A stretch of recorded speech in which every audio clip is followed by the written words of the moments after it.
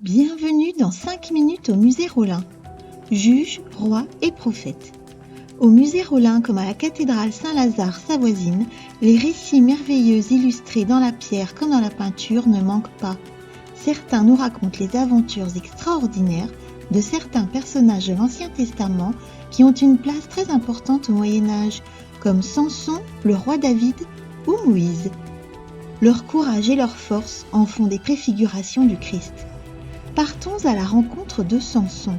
Il est l'un des juges de l'Ancien Testament, mais son image est aussi et surtout celle d'un aventurier à la force physique surprenante, mais aussi succombant facilement à la beauté féminine. Ses exploits légendaires en font un héros tragique, mais aussi une des préfigurations de Jésus. Il est le prototype de la force dont la tribu est une colonne brisée. Comme Hercule, il fait preuve de sa force surhumaine en terrassant le lion à main nue. Ce combat singulier prend une signification symbolique. Cet épisode est interprété au Moyen-Âge comme la lutte de Jésus contre le démon. On raconte que sa force physique résidait dans sa chevelure, croyance largement répandue dans les sociétés dites primitives. C'est Dalila qui causa sa chute. Samson lui confia le secret de sa force et Dalila lui fit couper les cheveux pendant son sommeil. Ses ennemis les Philistins lui crevèrent les yeux et le condamnèrent à tourner la meule à grains. Mais ses cheveux repoussèrent.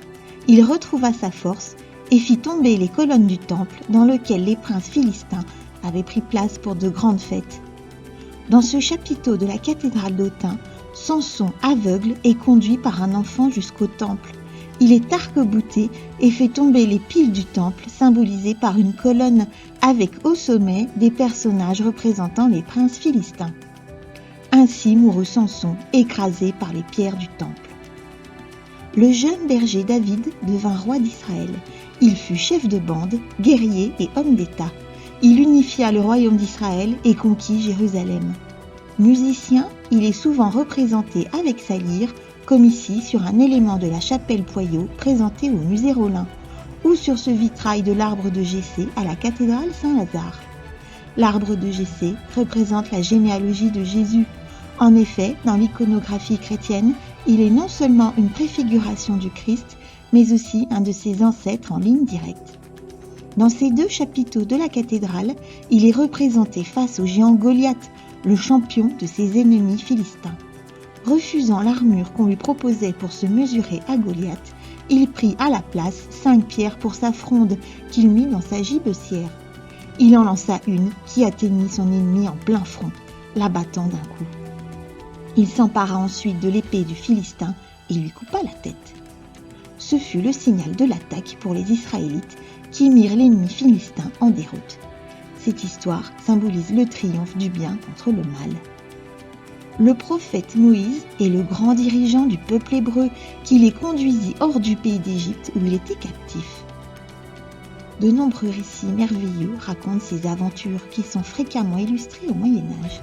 Il est souvent représenté avec une barbe blanche et une chevelure flottante. Des raies de lumière sortent comme des cornes de chaque côté de sa tête. Il est quelquefois affublé de véritables cornes à la place de ce rayonnement. Dans ce volet de retable attribué à Colin de Cottère au XVe siècle, Moïse apparaît avec ses petites cornes somptueusement vêtues à la mode de l'époque. Après avoir quitté l'Égypte, les Hébreux se retrouvèrent bloqués devant la mer Rouge, poursuivis par les Égyptiens.